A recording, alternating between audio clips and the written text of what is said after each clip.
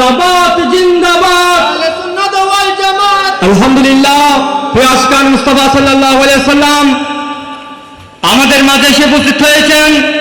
আজকের মাহফিলের প্রধান বক্তা